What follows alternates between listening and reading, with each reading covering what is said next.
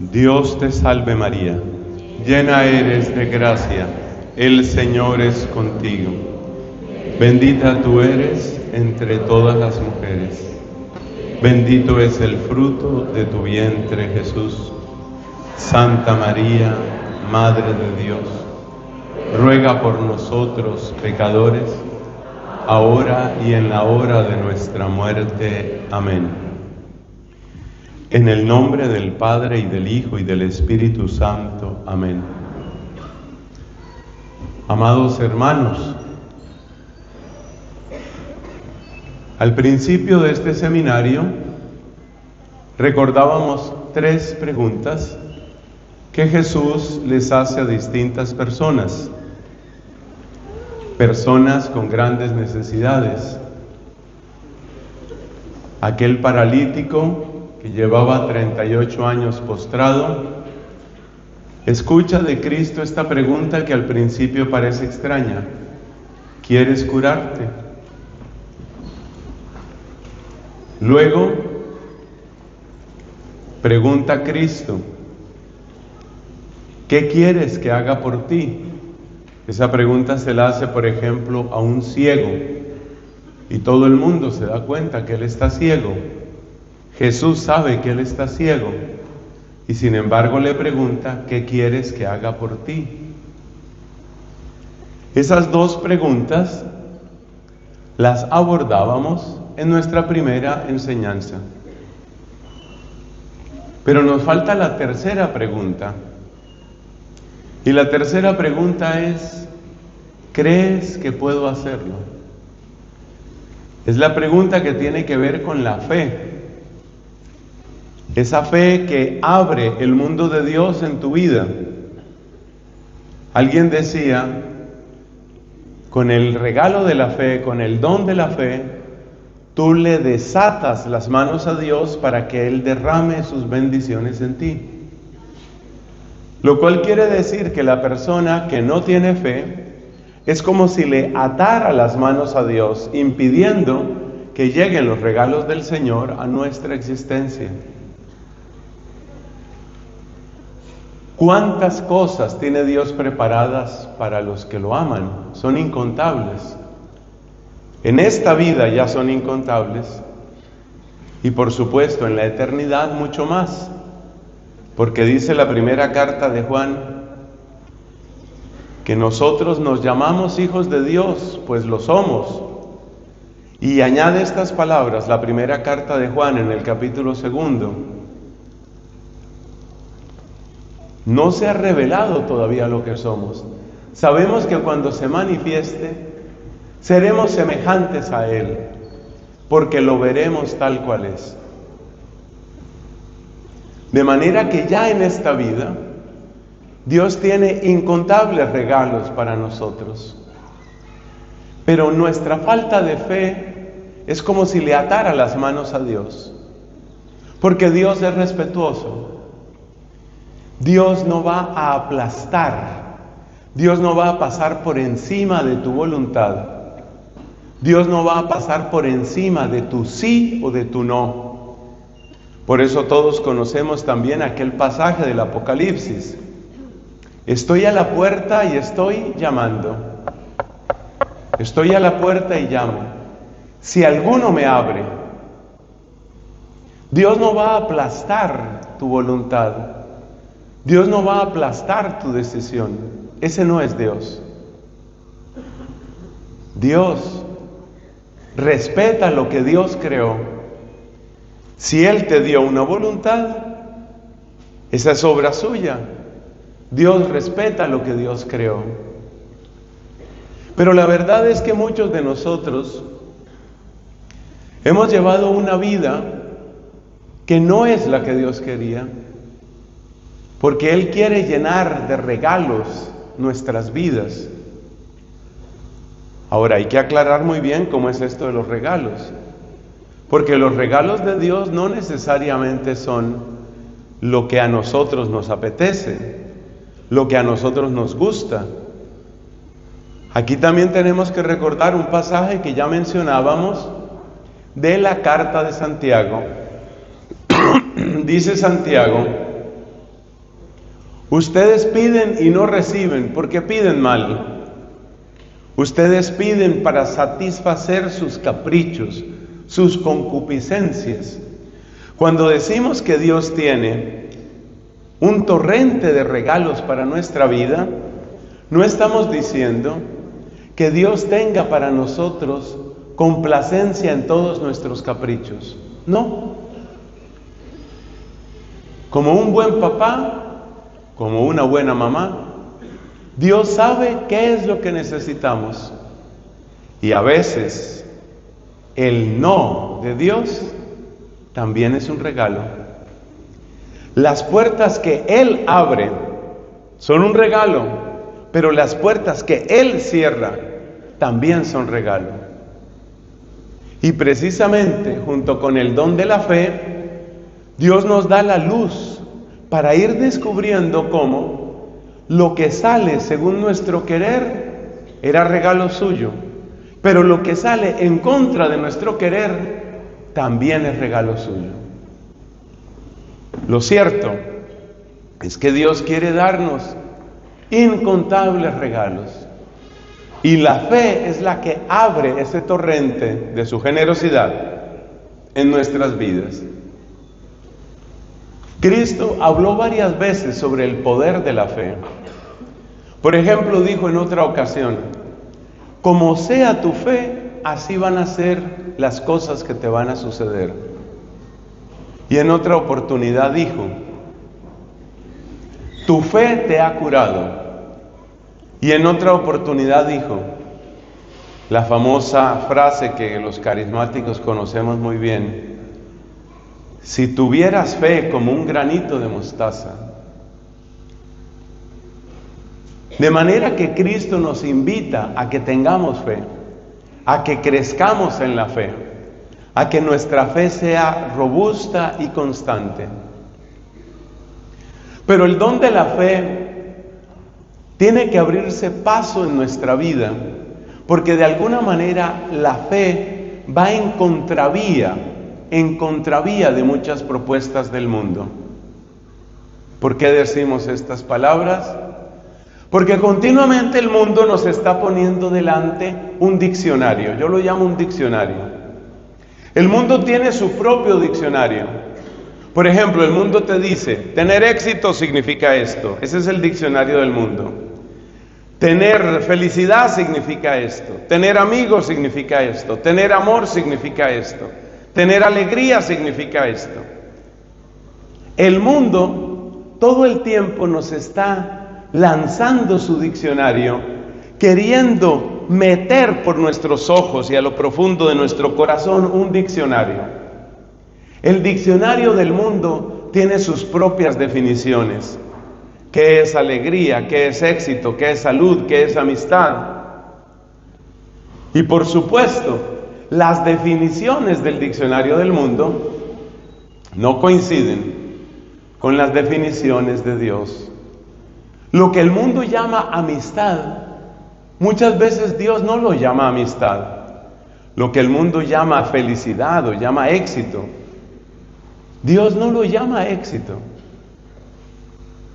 Por eso, la plenitud del plan de Dios, la plenitud de la victoria de Dios, tiene un aspecto completamente paradójico y a ojos del mundo irreconocible. Aquí tenemos lo que Dios llama amor, lo que Dios llama éxito, lo que Dios llama amistad, lo que Dios llama verdadera fe, verdadera religión, verdadera sanación. Y por supuesto,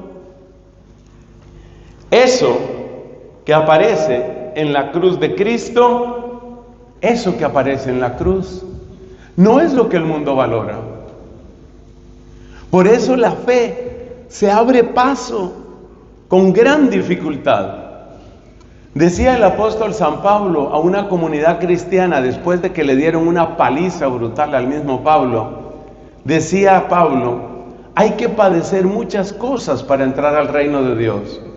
Y por eso la fe también tiene un carácter de batalla, un carácter de combate.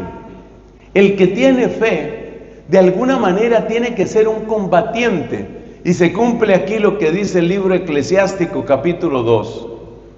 Si quieres servir al Señor, prepárate para la prueba. Y por eso también Jesús dijo: sepan que los estoy enviando como ovejas en medio de lobos. Porque efectivamente, si uno toma en serio el diccionario de Dios, lo que Dios piensa del amor, de la felicidad, del matrimonio, de la familia, de la alegría, si tú tomas el diccionario de Dios, que lo puedes beber en las fuentes de la Escritura, por ejemplo, y es su fuente principal, si tú tomas ese diccionario y sales al mundo, lo que te vas a encontrar en el mundo es contradicción. Vas a encontrar que tu manera de entender la amistad no es la manera de los demás, que lo que tú entiendes de matrimonio no es lo que entienden los demás, lo que tú entiendes de alegría no es lo que entienden los demás. Para muchas personas, la única manera de alegrarse es emborracharse. Para muchas personas, la única manera de ser feliz es tener montones de dinero en los bolsillos. Para muchas personas, tener éxito significa aplastar a otros y ser astuto y no tener escrúpulos. Y tú vas con tu pequeño diccionario de Dios, tú vas con el diccionario de Dios y entras al mundo y te das cuenta que de alguna manera todo está en contra. A veces dentro de tu propia familia. Por eso Jesús nos advirtió: en una familia se van a dividir. No es que pasen todas las familias, gracias a Dios, y hay familias muy hermosas y muy unidas, las familias que han aceptado a Cristo. Pero hay muchas familias donde te encuentras eso. Incluso la gente de tu propia casa. Tú vas con tu diccionario y te dicen: no tiene sentido lo tuyo, estás perdiendo el tiempo. Oye, ¿qué vas a hacer este sábado? ¿Qué vas a hacer este domingo? Me voy a un seminario de la Renovación. ¿Y qué hacen allá? Pues nos sentamos y oímos predicaciones y luego cantamos y alabamos a Dios y todo termina con una misa larga. ¿Estás loco? O sea, ¿vas a gastar tu sábado? ¿Vas a gastar tu domingo? Habiendo tantas cosas que hacer. Mira que se puede pasear por la costanera, podemos salir en el barco, podemos un buen partido de fútbol, podemos jugar, podemos ir al estadio. ¿Tú qué vas a hacer? No, pues a oír a un cura que trajeron de quién sabe dónde. Y entonces, como el idioma inglés se está poniendo cada vez más popular, what's wrong with you? A ver, pero ¿qué pasa contigo? Y especialmente este combate lo viven los jóvenes, porque hay mucha gente que dice: bueno, ya el viejito no quedó para otra cosa sino para ir a congresos. Pero tú eres joven. Tú eres joven. Podemos salir, dar una vuelta maravillosa. Tenemos un circuito hermoso en bicicleta. Vamos a encontrarnos con unos amigos. Vamos a poner una música. Y tú dices: yo también tengo una música. A ver, ¿cómo es tu música? Vamos a bendecir al Señor, nosotros los hijos de Dios. Y le dice el otro: y te la vas a pasar cantando eso, pero no has oído a este otro. La fe se abre paso en combate. El cristiano crece a contracorriente. El cristiano una y otra vez descubre que tiene que vencerse y tiene que vencer y convencer a muchos otros. Y todo eso en pureza de conciencia, en humildad de corazón, en mansedumbre de tu alma, intercediendo por todos. La fe nos pone en una ruta que es gloriosa, pero que no puede ser distinta de la de nuestro Maestro. Y ya ves lo que le sucedió a nuestro Maestro. ¿Qué nos dice Cristo en el Evangelio de Juan? Dice el discípulo no es más que su maestro. Me persiguieron a mí, los van a perseguir a ustedes. Cristo en ningún momento nos ilusionó con una vida fácil. Dijo, vas a encontrar enemigos en tu propia familia. Dijo, los van a expulsar de sus comunidades, en aquella época las sinagogas. Y eso lo vive uno. Y ese es el camino de la fe. Entonces ahora tenemos que resolver dos grandes preguntas. La primera pregunta es, ¿cuál es el camino para crecer en la fe? Esa es la primera pregunta. ¿Cómo se puede crecer en la fe? Porque necesitamos ese crecimiento en la fe. Y luego, ¿cómo esa fe abre los torrentes de los regalos divinos sobre nuestra vida? Aunque ya explicamos bien que esos regalos no son la simple complacencia de nuestros gustos, caprichos o concupiscencias. Entonces hablemos de eso que es el crecer en la fe, porque ya sabemos que hay combate, ya sabemos que no va a ser fácil, ya sabemos que muchos se jactan en su cinismo de lo que hacen. Acuérdate el camino que lleva el pecado en nuestras vidas, eso lo dijimos en otra predicación. El pecado, y de hecho la obra del demonio, empieza a ganar terreno en el alma. Cuando uno deja de luchar, cuando uno dice, ya me quedé así, ya no peleo más, ya no lucho más, soy así, ya yo soy así. Cuando te rindes y después normalizas, ¿te acuerdas de eso, no? Después normalizas, todo el mundo lo hace. Y después te ríes y te pareces simpático y te vuelves cínico. Y por último, aplaudes y celebras al mal. Y es impresionante ver cómo eso ha sucedido en tantas partes. Mi país es tristemente conocido por el tema del narcotráfico.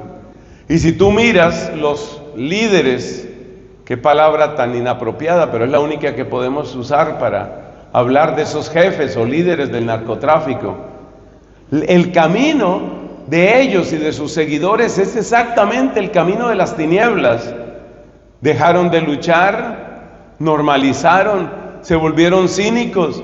Y tú te encuentras en Colombia, te encuentras gente que aplaude a los clanes de narcotraficantes y a los mafiosos y consideran que son su referencia.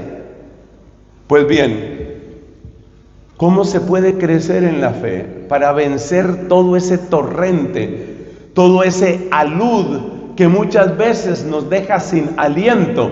Parece que nos dejaran sin ganas de ser buenos, nos dejaran sin ganas de rezar, nos dejan sin ganas de ir a nuestros grupos. Y por eso muchas personas se desalientan y muchas personas dicen, no tiene sentido, no estoy logrando nada. Una vez los discípulos le preguntaron a Cristo, Maestro, aumentanos la fe. Y ahí empiezan los consejos sobre cómo crecer en la fe. Le dijeron ellos a Jesús, aumentanos la fe.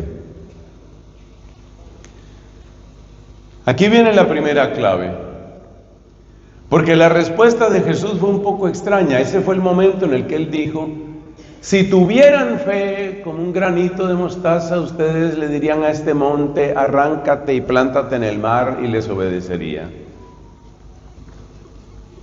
¿Qué está haciendo Jesús con esa respuesta? Analicemos esa respuesta, amigos queridos. Ellos le dijeron, aumentanos la fe, y la respuesta de Cristo fue contar qué va a pasar cuando tengas fe. Casi parece que no les está respondiendo. Es algo así como si yo fuera donde el médico y le dijera, quiero tener salud, y el médico me dijera, si usted tuviera salud, usted podría trotar una maratón.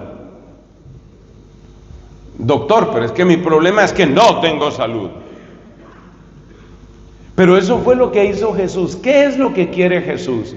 Con el auxilio del Espíritu Santo y la intercesión de nuestra Madre Santísima, tratemos de escrutar esto que Cristo nos dice.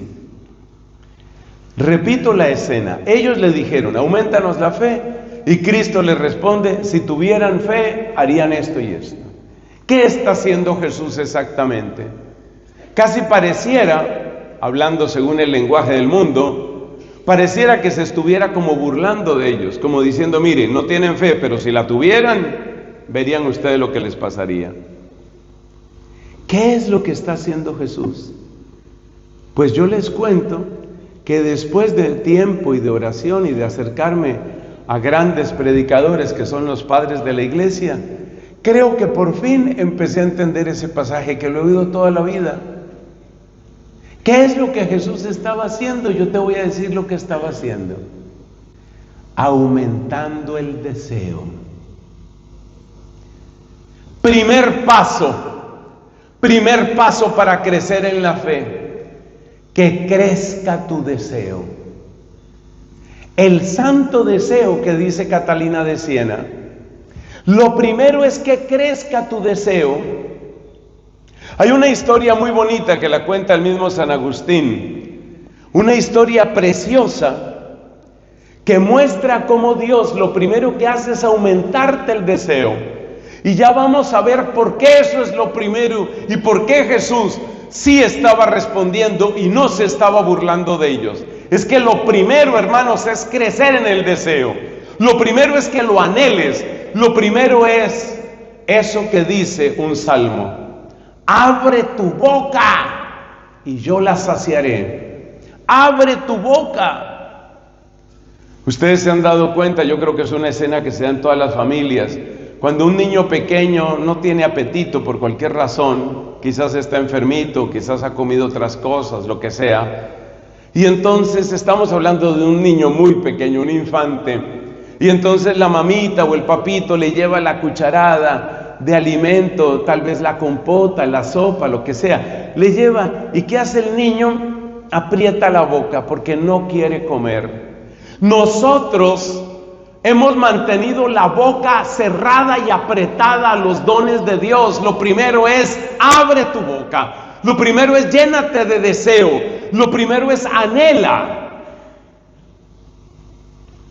Historia de San Agustín. Cuando San Agustín tuvo el paso último en su conversión, porque esa conversión tuvo muchos pasos, cuando San Agustín tuvo un paso último en su conversión, sucedió algo maravilloso. Dios le habló. Y una de las cosas que le dijo Dios en ese momento clave de su conversión fue: oye esto, soy alimento de grandes, crece y me comerás. Soy alimento de grandes, es una frase medio misteriosa. Crece y me comerás. ¿Qué estaba haciendo Dios con ese pensamiento que le inspiró a San Agustín? Aumentándole el deseo. El deseo. En el fondo es lo que modestamente yo también trato de hacer aquí. Cuando yo te digo, hay torrentes de regalos que Dios tiene preparados para ti y te los estás perdiendo. ¿Por qué te hablo de esa manera? Porque yo quiero que tú desees. Yo quiero que tú anheles. Yo quiero que tú sientas ese profundo amor hacia aquello que es bueno y que no lo tienes. Porque cuando crece el deseo, creces tú. Cuando crece el deseo, abres tu boca. Y cuando abres tu boca, Dios la puede saciar. Porque si sigues con la boca cerrada y apretada, Dios no te puede dar las cosas. Yo a veces me pregunto, sobre todo cuando estamos en estas reuniones donde hay centenares de personas, yo a veces me pregunto, ¿cuántos dones Dios le ha querido dar a estos hermanos y no se los hemos recibido?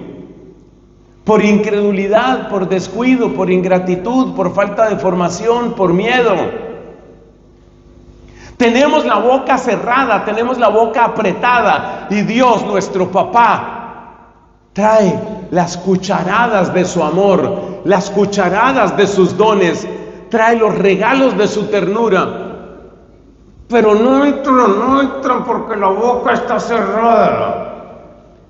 Abre tu boca. ¿Y cómo se abre la boca? Con el deseo.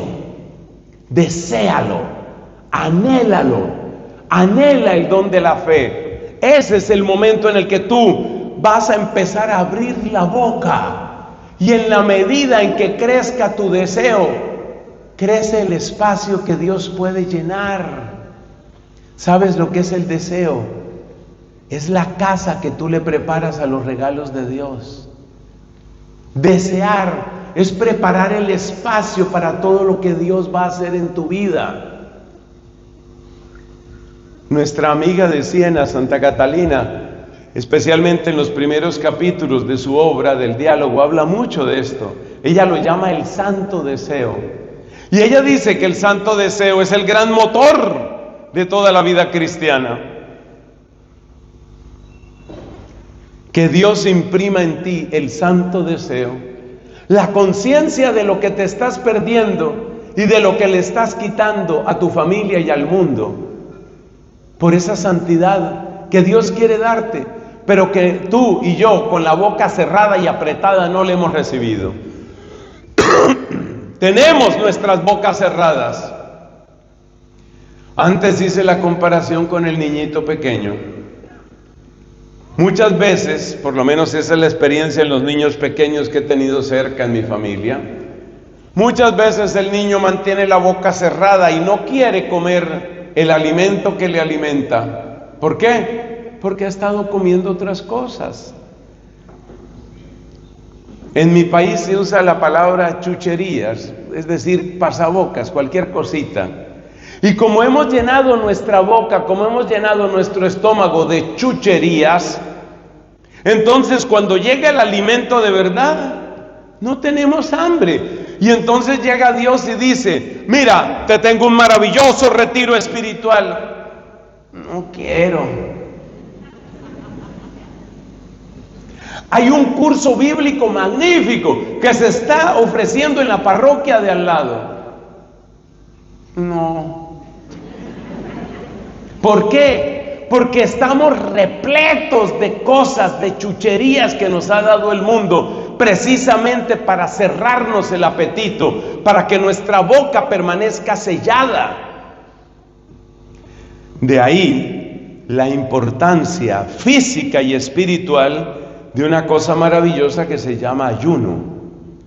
El ayuno, bien practicado, bien vivido, es algo maravilloso, porque el ayuno de tu cuerpo acompaña el hambre de tu alma, pues fue lo que vivimos en Cuaresma. En Pascua no está mandado ni es recomendable el ayuno. El ayuno es eso. El ayuno es: le voy a abrir espacio a Dios. Hay un ayuno de la mente que se llama silencio. El silencio prepara un espacio. Al principio un espacio minúsculo, prepara un espacio en tu cerebro, un espacio en tu mente. El ayuno de la mente es el silencio, y cuando hacemos silencio, nos disponemos para recibir la palabra. Hay que abrirle un espacio. Abre tu boca y yo la saciaré. Estoy tocando a la puerta. Si alguno me abre, entraré. Si me abre, entraré y cenaré con él y él conmigo. Entonces, lo primero para la fe es anhelarla. Hay muchas cosas que ayudan para anhelar ese don de la fe, pero indudablemente de lo que más ayuda es el conocer vidas de los santos, personas ejemplares, puntos de referencia. Fíjate que en el fondo es la misma estrategia que el mundo utiliza a su manera. He contado en otras oportunidades un testimonio que daba una jovencita en mi país. Ella decía que ella se había vuelto adicta a Instagram. Y su adicción consistía en que podía pasar horas y horas viendo perfiles. ¿Y quiénes miraba ella? Ella miraba usualmente modelos, mujeres, moda, ese tipo de cosas. Y ella misma confiesa, gracias a Dios se liberó de esa cadena. Pero ella misma confiesa que podía pasarse 3, 4 horas en un día viendo el perfil de fulanita de tal, que es una actriz famosa, luego el perfil de otra que tiene unos productos de belleza, luego el perfil de otra que cuenta lo que está haciendo en el gimnasio. ¿Y qué era lo que ella hacía cuando ella miraba esos cuerpos perfectamente esculpidos, perfectamente torneados por muchísimas horas de gimnasio? ¿Qué era lo que ella hacía cuando ella miraba esos cuerpos, cuando ella miraba esos bolsos, cuando ella miraba esas faldas, cuando ella miraba esos vestidos de baño? ¿Qué era lo que hacía? Lo que ella hacía era aumentar su deseo. Lo que ella hacía era sentir, si yo fuera como ella, si yo hiciera lo que ella hace, yo quiero ser como ella, yo quiero ser como ella. Eso era lo que ella estaba haciendo. Lo que tú miras y miras y miras tiene poder en ti. Porque lo que tú miras y miras, al final lo admiras. Y lo que tú admiras tiene poder en ti. Y todas esas mujeres, no estoy hablando aquí de nada indecente, ni obsceno, ni nada de eso. Todas esas mujeres que ella miraba, súper elegantes, súper bonitas, súper bien maquilladas, todas esas mujeres que ella miraba tenían poder en mi amiguita. Todas esas mujeres tenían poder en ella, porque todas esas mujeres, además con unas sonrisas perfectas, con unos dientes blanquísimos, con una ortodoncia exitosa, todas esas mujeres, en el fondo el mensaje que le estaban mandando a mi amiga era: crece, crece y serás como yo. ¿Se te parece a San Agustín? Crece. Mira, toda esa panza que tienes puede desaparecer. Mira lo que yo hice. Esto se llama vientre plano, también conocido como six pack. Todas esas mujeres le estaban mandando ese mensaje: crece, crece, esfuérzate y un día serás como yo. Compra estos productos. Es muy importante el ácido hialurónico, es muy importante este serum, es muy importante que se te vaya todo tu dinero en esto, porque son unos productos carísimos. Todo eso lo sé por mi amiga. Y ahí por fin vas a tener un cutis perfecto. Tu cutis será tan bello que cuando mueras te momificarán. Entonces, de estar mirando y mirando, terminas admirando y admirando. Y si tú miras modelos, o si tú miras futbolistas, o si tú miras científicos, ese fue mi caso. Yo no era mucho de modelos, para ser franco, y creo que se me nota. Yo no era de modelos, pero yo tenía mis científicos que eran mis ídolos. Cuando yo pensaba lo que había logrado Isaac Newton a los 26 años de edad, que había inventado el cálculo diferencial integral, la óptica moderna, la ley de la gravitación, ese tipo era para mí una referencia. El deseo crece mirando, el deseo crece admirando. Cuando Jesús dice: si tuvieras fe, lo que está haciendo es abrir la llave del deseo, como quien dice: si tú quieres que haya fe en ti, anhélala, empieza por ahí. Y yo hoy quiero invitar a todos a que hagamos ese ejercicio, el ejercicio de desear la fe. Ahora hay que hacer una aclaración importante, y es la diferencia entre fe y autosugestión. Una vez que quitemos ese malentendido de en medio, vamos a poder seguir mejor con nuestro tema. La diferencia entre fe y autosugestión. Ustedes saben que el mundo es tan astuto que el mundo toma palabras de la religión y las empieza a aplicar a su manera. Te voy a dar 2 ejemplos rápidos. Cuando yo era niño, lo cual fue el siglo pasado, cuando yo era niño, la palabra meditación significaba reflexión a partir de la palabra de Dios, o a partir de una predicación o de una lectura espiritual. Eso era meditación. Uno veía ratos de meditación. Vamos a un retiro. ¿Qué hay de tal hora a tal hora? Meditación. Y todo el mundo sabía lo que significaba meditación. Meditar, ¿qué significaba? Significaba en ese momento, tomo la palabra que me predicaron, tomo la lectura de la Biblia, la repaso, miro algunos contenidos, reflexiono sobre eso. Cuéntale hoy a alguien, ¿sabes que he empezado a hacer meditación? ¿Qué va a pensar esa persona que tú estás haciendo? En primer lugar, que has reacomodado los huesos de tu cadera para sentarte en flor de loto. En segundo lugar, que por fin tienes la columna derecha. Tú que nunca tenías la columna derecha, por fin tienes la columna derecha. En tercer lugar, que aprendiste a respirar, porque llevabas 30, 40 años y no sabías respirar. Y en cuarto lugar, que por fin tienes la mente en blanco. O sea, el mundo tomó la palabra meditación y la convirtió en otra cosa. De tal manera que mucha gente ya está utilizando la palabra meditación en el sentido del budismo. El sentido cristiano se perdió.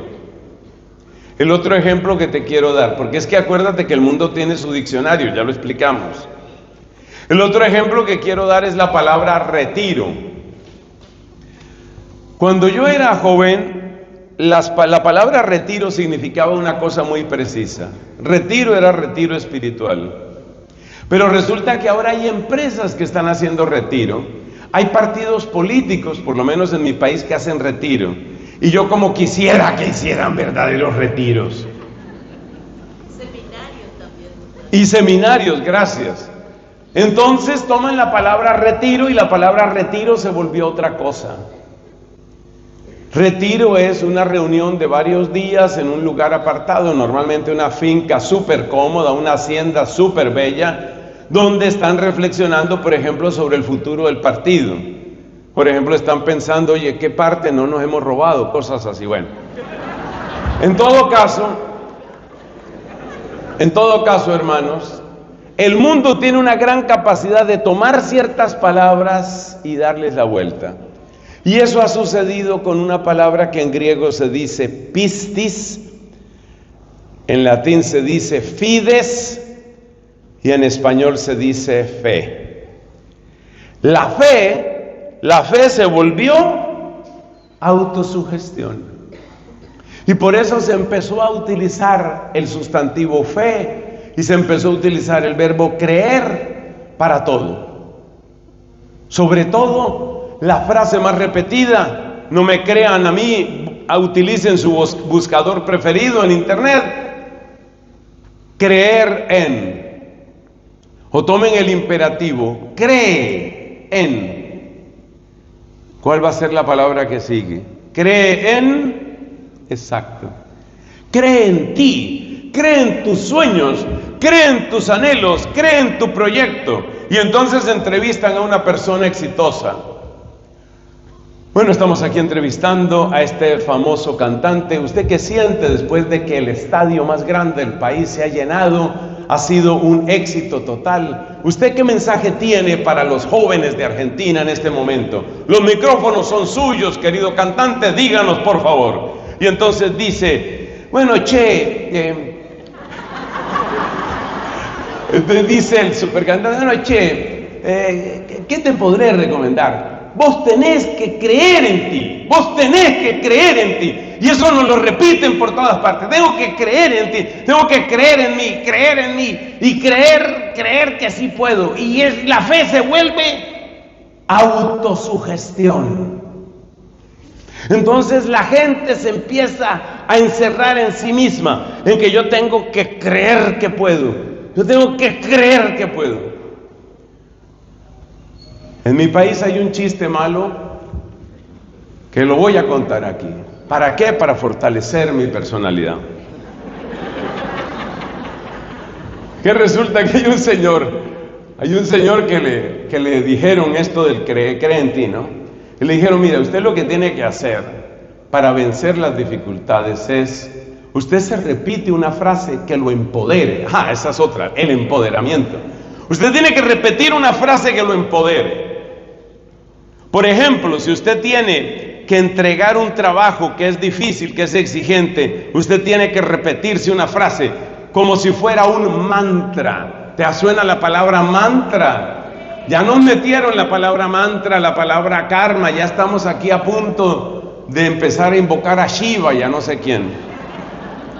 Entonces usted tiene que repetir como un mantra, usted tiene que repetir: yo soy capaz de hacer esto, yo soy capaz de hacer esto. Usted tiene que repetírselo, o sea, la fe como autosugestión. Ante cualquier dificultad, ante cualquier desafío, lo que usted tiene que hacer es repetirse. Usted tiene que programar su cabeza, porque el poder está en usted.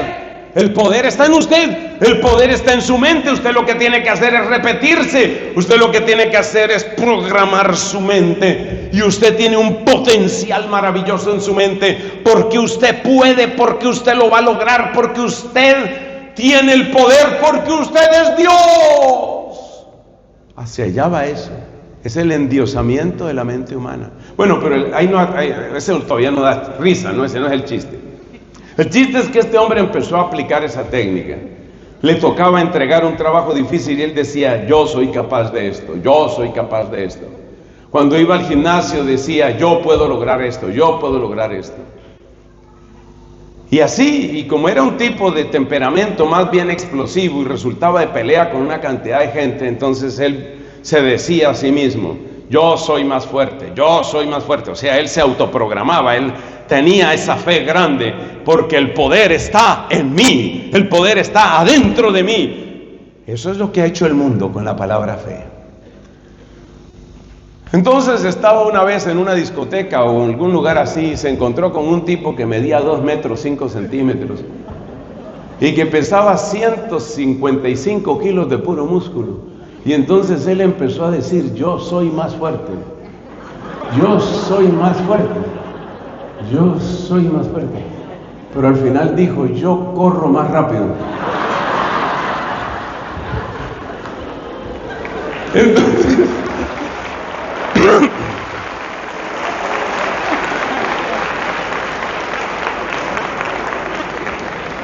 el mundo ha dislocado la palabra fe. Y es terrible, porque ¿sabes lo que significa esa frase de cree en ti mismo, cree en ti, cree, el poder está en ti? ¿Sabes lo que en el fondo significa eso? Te lo voy a traducir. Eso significa: estás solo. Eso significa: tu único recurso eres tú.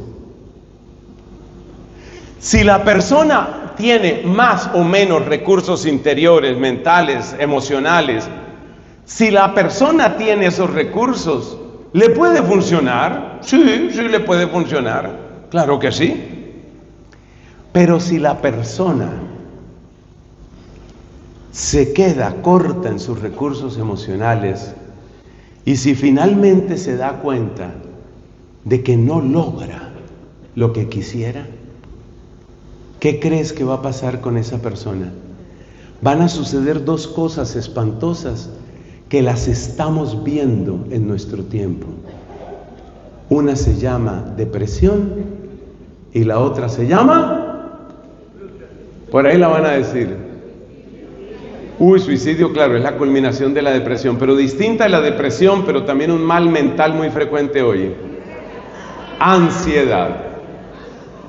Entonces, este mundo nuestro, que todo el tiempo nos está diciendo: cree en ti, cree en ti, tu mente tiene el poder, tu mente desata el poder de tu mente, tú puedes todo. Imagínate, por ejemplo, lo que significan esas frases en términos de amistad y de amor. ¿Quién de nosotros no anhela ser amado? ¿Quién de nosotros no anhela recibir ternura, cuidado, atención? Como me decía una muchacha, y se me quedó grabado, me decía: es que yo quisiera, ella se siente terriblemente sola, espero que su situación haya mejorado mucho, pero mira lo que ella decía: yo quisiera ser alguien para alguien. Y yo te digo una cosa: si una muchacha se siente en esa soledad, si una muchacha quisiera ser alguien para alguien, dime de qué le sirve a esa persona que tú le digas: cree en ti, cree en ti. Mi problema no es creer en mí, mi problema es que yo quisiera tener verdaderos amigos. Mi problema es que yo quisiera tener a alguien que me amara, y eso no lo puedo resolver yo sola, simplemente creyendo en mí. Y entonces por eso también cambiaron el discurso, y entonces ahora nos dicen: ámate, acéptate. Otros van mucho más allá y ya entran en el terreno sexual. Explora tu cuerpo, acéptate, disfrútate. Pero en el fondo, todas esas exploraciones y todas esas expediciones hacia el fondo del placer del propio cuerpo, que no es otra cosa sino la exaltación del autoerotismo, todo eso deja a la persona más vacía. Hace años, pocos años, la alcaldía de la ciudad de Medellín, Colombia, sacó una campaña para invitar a la gente. Lo que les voy a decir es escandaloso, es vergonzoso, me da vergüenza ser colombiano, pero eso pasó en Medellín, que también le ha dado cosas muy grandes a Colombia. Pero la alcaldía sacó una campaña básicamente para que la gente se masturbe más. Esa era la campaña. O sea, la gran solución es a masturbarse todo el mundo y arreglamos el problema. Oye, es que da risa. O sea, no sabe uno si llorar o si reír. Claro, de tanto decirle a la gente: cree en ti, como eso no soluciona nada en términos de afecto, de amistad, de lealtad, de apoyo, entonces la única solución, ¿qué es? Enciérrate en tu placer, enciérrate en ti. Y la gente entonces cada vez se queda más sola. ¿Y qué nos dijo el Papa Francisco en Evangelii Gaudium sobre esa soledad egoísta? El Papa lo dijo claramente: con frecuencia está asociado a la depresión. Ese mundo donde cada uno está luchando: yo voy por mi meta, yo voy por mi... ¿Y tú por dónde vas? Yo por lo mío. Bueno, tú por lo tuyo, yo por lo mío. Cada uno por lo suyo.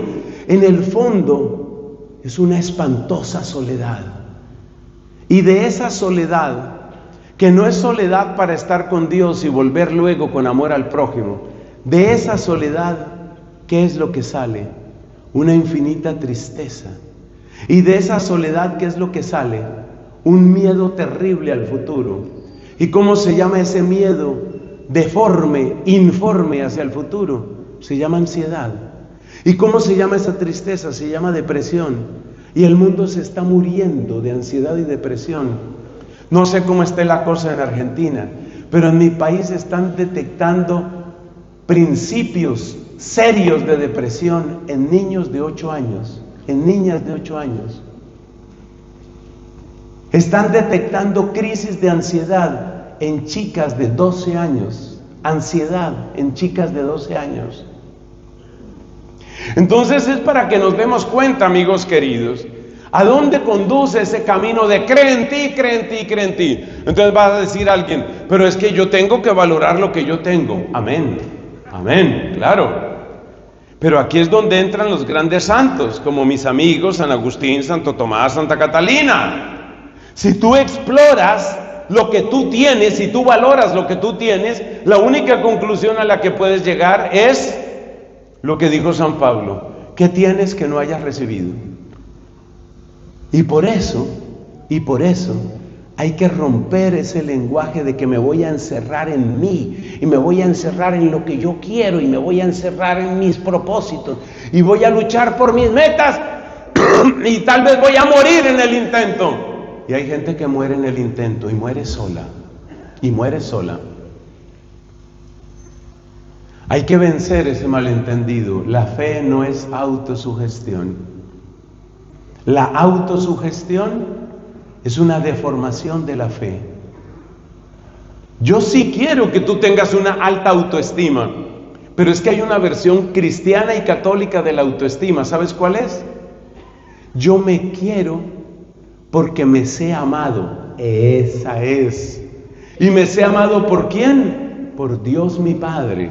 ¿Y me sé amado por quién? Por Cristo, que dio su sangre por mí. ¿Y me sé amado por quién? Por el poder del Espíritu que ha venido a mi vida. ¿Y me sé amado por quién? por mi madre la iglesia y por mi comunidad a la que yo pertenezco.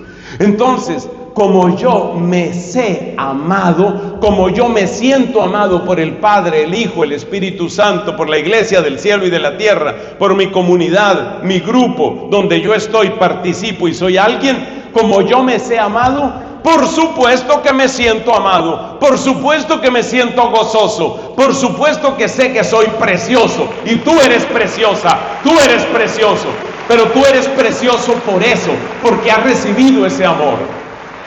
Ahí está el precio de tu salvación. Entonces yo no estoy hablando aquí de que nos salgamos de esa autosugestión para caer en una especie de minusvaloración de lo que somos. Muy al contrario, salimos de esa falsedad para entrar en una verdadera valoración de cada uno de nosotros. Dime si sufre de baja autoestima el que contempla la cruz de Cristo, el que contempla el poder de Dios en la cruz de Cristo, el que mira el gotear de esa sangre y dice, eso valgo yo. Dime si hay alguna religión que promueva mejor la sana autoestima que nuestra bendita religión católica, donde se te enseña, tú vales la sangre del Hijo de Dios. Eso es lo más grande que tú podías valer. Por supuesto que eres valiosísimo. Por supuesto que eres preciosísima, por supuesto que lo eres. Claro que eres valiosísima, pero aprende dónde está tu verdadero valor. Porque si tú eres el único que se valora, el día en que te hundas tú, se hunde también tu valor. Y eso es lo que está pasando con esta crisis mundial, porque créeme que es mundial y está llegando a todas partes. Llega también a los sacerdotes. Llega también a las religiosas. Entonces hay que salirse de la idea de que la fe es autosugestión. Entonces, ¿cómo es la fe? Bueno, nuestra doctrina católica lo explica muy bien. La fe es la respuesta a lo que Dios nos ha dado. La fe no es un acto primero, la fe es un acto segundo. Un acto segundo quiere decir respuesta. Donde mejor se nota esa respuesta es en el episodio de la resurrección en San Juan. Ustedes recuerdan cómo sucedieron las cosas en San Juan. Fue María Magdalena temprano al sepulcro, luego fue y le contó a los apóstoles, luego los apóstoles fueron, y entonces Pedro y Juan iban corriendo hacia el sepulcro. Juan, que era más joven, corría más que Pedro. Juan llegó primero a la puerta del sepulcro, pero no entró, le cedió el primer lugar a Pedro. Pedro llegó y entró, y Pedro vio que efectivamente no estaba el cuerpo del Señor, y vio que había unas vendas y que estaba donde lo habían envuelto y donde habían puesto el cadáver. Y luego entró el discípulo amado. ¿Y qué nos dice el texto de la Biblia? Kai eiden, kai episteusen, que se traduce, él vio y él creyó. Y vio y creyó. Kai eiden, kai episteusen, vio y creyó. En contra de lo que dicen los cientificistas que se burlan de nuestra fe, en contra, la fe nuestra no es una fe ciega. Nuestra fe no es autosugestión, ya lo explicamos. Nuestra fe tampoco es ilusión, ni fantasía, ni lo que en inglés llaman wishful thinking. No es un pensar con el deseo, no es un simple suponer sin evidencia. Todos los que se burlan de la fe del lado de la ciencia, que no es la ciencia sino el cientificismo, porque la verdadera ciencia nunca se opone a la fe. Los que están metidos en el cientismo o en el cientificismo siempre se burlan de la fe diciendo que nosotros creemos sin evidencia.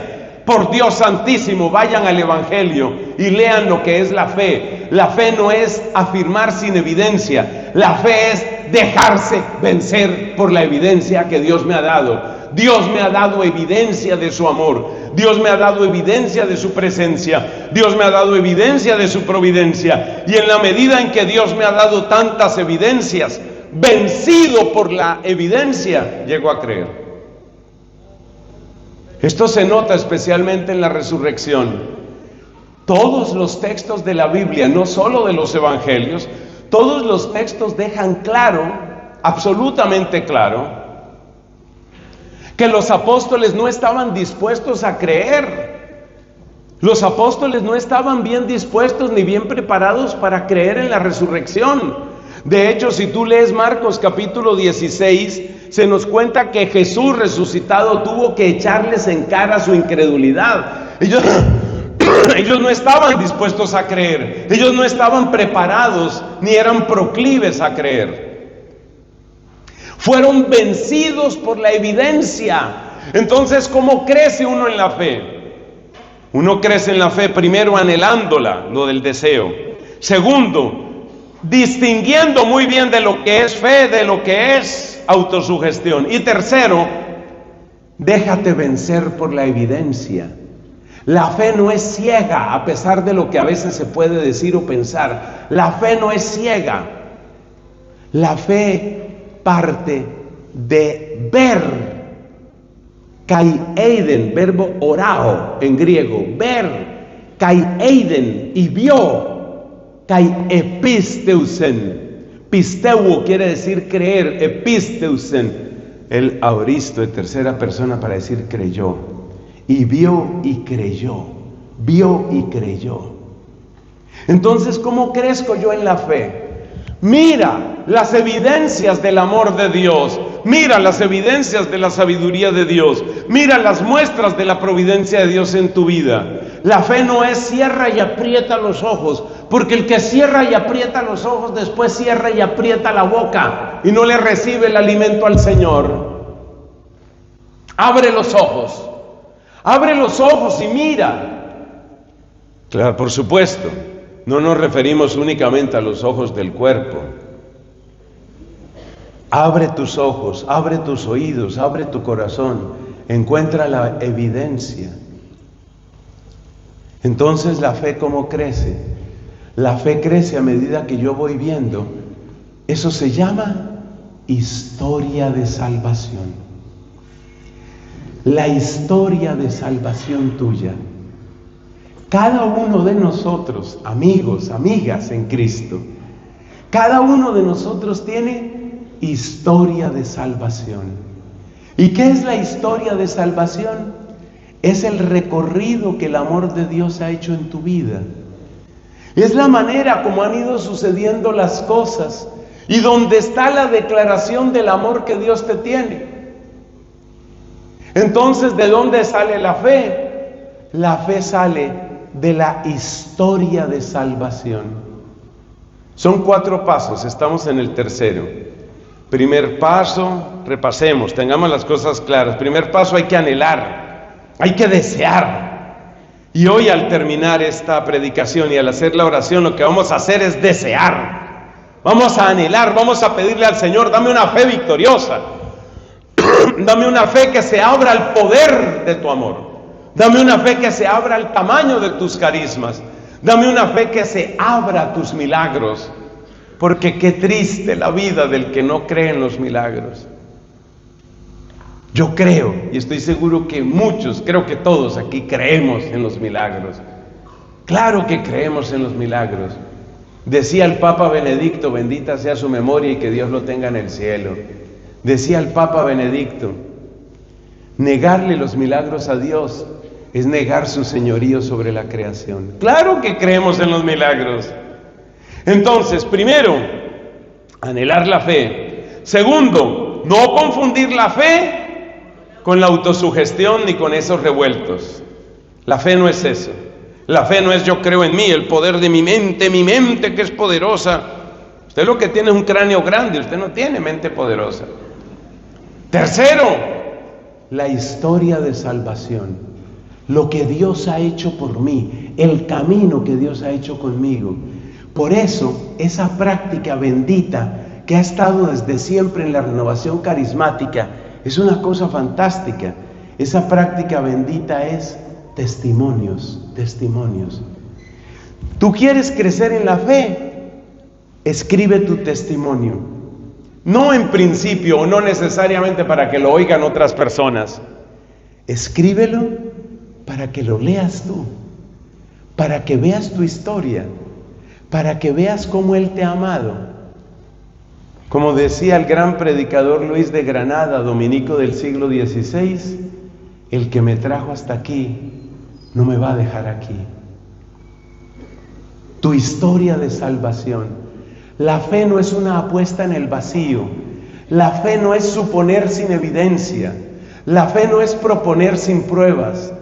La fe es acoger las múltiples pruebas, que no es una, las múltiples pruebas de su amor a lo largo de mi historia, que es historia de salvación. Y cuando yo estoy recorriendo esa historia de salvación, y cuando yo estoy dándome cuenta de cuánto me ha amado el Señor, ahí va creciendo mi confianza en Él, porque en el fondo la fe es un tema de confianza. Por eso también decía el bendito Papa Benedicto, que Dios lo lleve al cielo, si no está en el cielo ya. Decía el Papa Benedicto, la fe, nuestra fe, tiene estructura de encuentro. Es que yo he recibido la evidencia, es que yo me he dado cuenta de cuánto me ama Dios, y por ese amor inmenso, por ese amor incontaminado, por ese amor potente, por ese amor constante, yo digo, Dios es de fiar, Dios es de fiar. Yo pongo mi confianza en Él, yo pongo mi confianza en Él, porque he escuchado sus palabras y en sus palabras he encontrado sabiduría, porque he orado y he aprendido, porque he suplicado y he recibido, porque he encontrado. Por eso yo creo en Él, y por eso uno tiene que cultivar su historia de salvación. El cuarto y último punto es comunidad. Mira, como bien exhorta la carta a los Hebreos, tenemos que aprender a ser fieles a nuestras comunidades. Tu comunidad, que para muchos de nosotros es nuestra parroquia, nuestro grupo de oración, nuestra comunidad de alianza, nuestra comunidad de fe, tu comunidad es lugar privilegiado de bendición. Lugar privilegiado de bendición. Porque en tu comunidad, así sea pequeña y así tú digas, pero ¿qué me va a mostrar Dios aquí? No desconfíes. En tu comunidad Dios hace maravillas. ¿Sobre todo qué? Sobre todo ver lo que otras personas hacen. Voy a mencionar aquí una persona de una comunidad que yo acompaño en Colombia, se llama Familia Espiritual. En Familia Espiritual hay una persona que tiene principios y le va avanzando bastante el Parkinson. No le imposibilita para moverse, pero ya tiene el temblor típico del Parkinson. Es una señora viuda que está arriba de los 70 años de edad. Es una mujer pobre, de recursos económicos muy limitados. Familia Espiritual se reúne en el convento donde yo vivo. Esta mujer vive a 120, 140 cuadras del lugar donde se hace la reunión de Familia Espiritual. Además, mi convento queda como en una colina. Hay que subir realmente unos cuantos metros son unos 80, 100 metros. Algunas personas sienten, incluso gente joven, siente que esa subida es bastante pesada, porque sí es un poco empinada. Les estoy contando esto porque esta mujer, esta vez no diré su nombre, a la que yo amo profundamente en Cristo, esta hermosa abuelita, esta mujer difícilmente falta a las reuniones. Puede estar lloviendo. Como ella es pobre, no puede casi nunca tomar un taxi. Tiene que tomar un transporte público que la deja a más de medio kilómetro del convento y muchas veces tiene que subirse a pie hasta allá. Otras veces, gracias a Dios, hay algún automóvil de otra persona de la comunidad con la que se pone de acuerdo y puede llegar. Pero ¿por qué les estoy contando esto? Porque esta es una mujer que tiene tantas limitaciones, es una mujer que tiene tanto en contra, tanto su pobreza, su enfermedad, su distancia, el clima. El clima de Bogotá no es ciertamente amable, mucho menos de noche. Se parece mucho al clima que ha estado haciendo por aquí cuando da ese frío penetrante. Y allá llega esta buena mujer. ¿Qué les estoy contando con esto? Ella, para mí y para otros, es un testimonio. Para muchos, que con tanta facilidad nos rendimos. No, me siento como un poco indispuesto. Yo creo que no voy a ir al grupo. Parece que hay como una nube. Detectaron una nube por la Antártida. Yo creo que esa llega hasta acá y eso mejor estar sobre seguro. Está lloviendo en el Amazonas. Esa lluvia yo creo que aquí va a producir una inundación. Mejor no voy al grupo. Esta mujer llega. ¿Sabes qué es lo que más le admiro a ella? Ella llega. Ella llega. Y eso es un testimonio para mí, y eso le hace crecer a uno la fe. Ella llega. Y muchos de nosotros nos llenamos de excusas, disculpas y justificaciones y no llegamos. No solamente llegar a un sitio, sino llegar a cumplir una meta, llegar a realizar un apostolado, llegar a responderle con un sí vigoroso a Dios.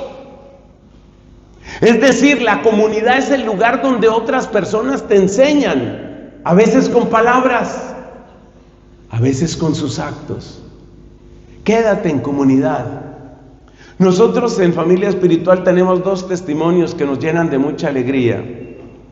Ustedes saben que hoy la gente llega a los grupos de oración desde muy distintos ambientes, desde muy distintas realidades. Resulta que hace bastantes años llegó una parejita con una niña pequeña. No estaban casados. Ellos se sentían un poco incómodos en el grupo porque no estaban casados. Además, también les tocaba hacer un recorrido que no es fácil. Es que Bogotá, con sus como 8, 9, no sé cuántos millones de habitantes, ustedes saben cómo se vuelven las ciudades cuando son tan grandes. Eso es incómodo y todo es complicado, y el tráfico y la inseguridad.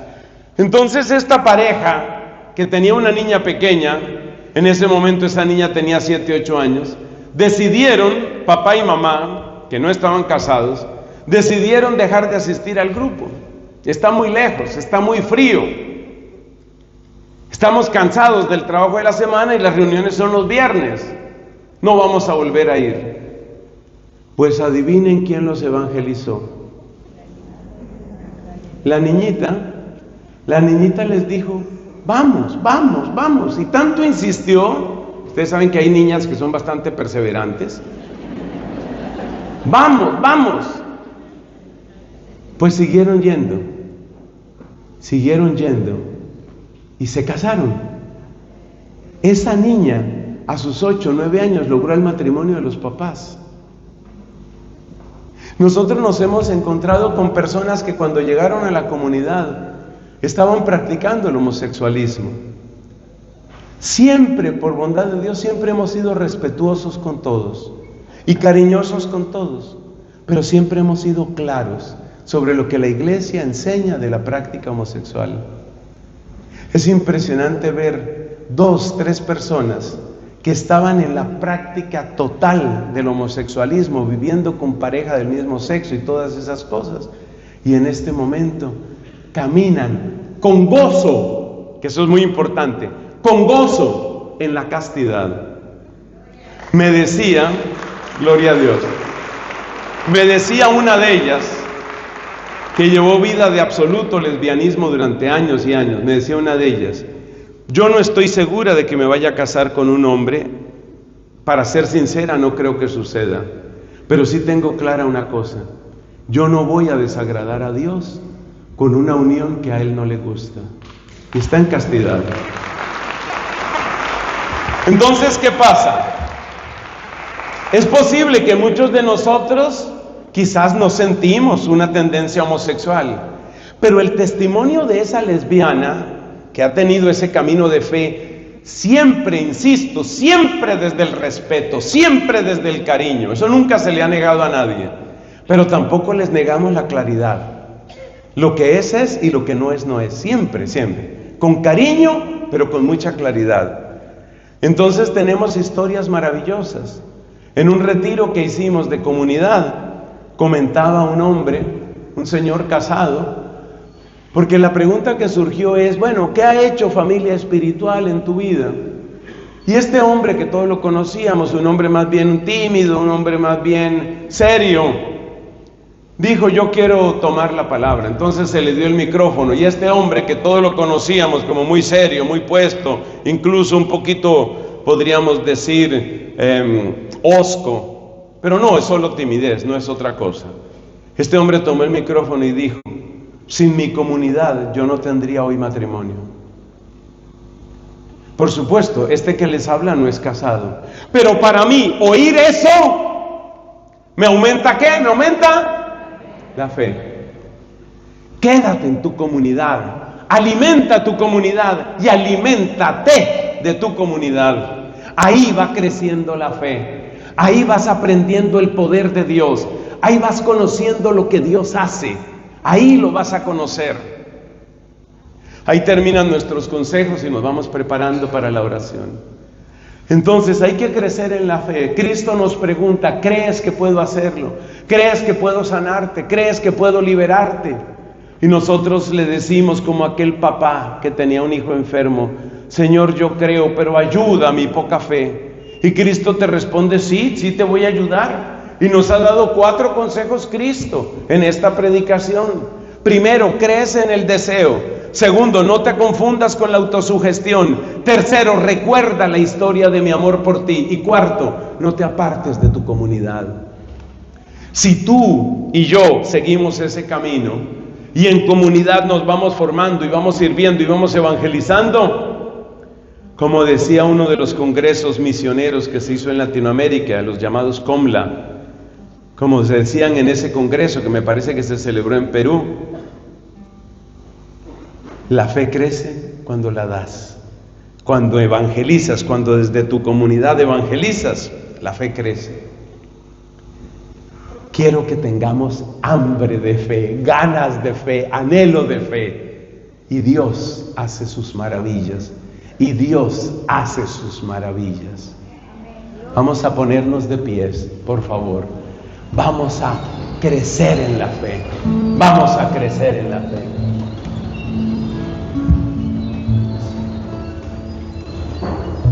Señor de majestad y de gloria, Cristo Jesús, como hiciste con tantos ciegos, hoy te suplico, posa las palmas de tus manos sobre mis ojos. Posa las palmas de tus manos sobre mis ojos. Toca mis ojos. Ayúdame a ver lo que no estoy viendo. Ayúdame a descubrirte. Como dice aquel hermoso canto judío, abre mis ojos para ver con cuánto amor me buscas tú. Abre mis ojos, Señor, para reconocer la historia de tu amor conmigo. Abre mis ojos, Señor, para descubrir que no estoy solo, que no estoy solo a merced de mi cerebro, de mi mente, oh mi mente poderosa. No, yo estoy en tus manos, yo estoy en tus manos, yo soy tuyo. Somos tu pueblo y ovejas de tu rebaño. Posa tus manos, toca con tus dedos mis ojos, regálame el colirio de la fe, regálame creer en ti, para aprender a rogarte, para aprender a confiar, para aprender a recibir. Torrentes de tus regalos he perdido por mi incredulidad. Jesús, que no suceda en esta hermosa población. que no suceda en resistencia lo que pasó en Nazaret. Dice el texto sagrado, Jesús se extrañaba de su falta de fe. Señor, regala tu fe a este pueblo. Haz que nosotros nos sintamos gozosos de ser tuyos, felices de confiar en tu nombre, verdaderos hermanos y coherederos de los tesoros del amor del Padre que están todos en tu corazón. Alabado seas, Señor, alabado seas. Enséñanos a cantarte, enséñanos a alabarte, enséñanos a suplicar, enséñanos a confiar, porque así como sea nuestra fe, así serán los milagros. Así como sea nuestra fe, serán las sanaciones. Así como sea nuestra fe, serán los prodigios. Acrecienta la fe, Señor. Acrecienta la fe para que aquellos que tienen hambre tú de ti, puedan recibir. Sacia, Señor, a este pueblo, que se puedan devolver a su casa llenos de ti, felices de ser tuyos, con una sonrisa en el alma, con el gozo en el corazón. Tú eres grande, Señor. Tú eres grande, tú eres poderoso. Haz caer, Señor, la lluvia de la fe sobre tu pueblo. Llena de tu amor nuestros corazones. Llena de la proclamación, la gratitud y la alabanza nuestras bocas. No permitas que nuestras almas permanezcan indiferentes y frías, Señor. No permitas la frialdad y la indiferencia en los pechos que tú quisiste llenar del fuego de tu Espíritu. No permitas, Señor, que nos quedemos por fuera de Pentecostés. No permitas, Señor, que miremos la fiesta desde fuera, como el hermano mayor en la parábola del hijo pródigo, que miraba la fiesta pero desde fuera. No permitas que nos quedemos con la fiesta de fuera. Haz, Señor, que entremos en el recinto del gozo, que entremos en la comunidad de la fe y la alabanza, que entremos, Señor, en auténtica comunión con nuestros hermanos, para darte la gloria, para proclamar tu nombre, para experimentar tus maravillas. Yo te pido, Señor Jesús, pasa tu mano poderosa sobre los cuerpos aquí presentes. Pasa tu mano, Señor. Pasa tu mano y multiplica los milagros. Señor, hay personas que han recibido veredictos terribles de los médicos. Hay personas que han escuchado, ya no hay nada que hacer. Tú siempre tienes algo que hacer, Señor. Y yo te quiero pedir que para la gloria tuya multipliques los milagros en esta asamblea. Que haya curaciones y prodigios. Que se levanten, Señor, los que no pueden levantarse. Que vean los que no han podido ver. Que se abran los oídos de los que están sordos. Que, Señor, ese tumor desaparezca. Que esa enfermedad huya. Que esa enfermedad se aparte. Que haya victoria tuya, Señor. Porque aquí está tu pueblo que cree en ti. Aquí está tu pueblo que confía en ti. Aquí está tu pueblo que te ama. Y nos hemos reunido para sanación y para liberación, Señor. Abre, Señor, nuestras almas. Abre cada célula de nuestro cuerpo al torrente de tu poder. Ataca, Señor, lo que nos está atacando a nosotros. Aparta, Señor, esas células que están dañadas.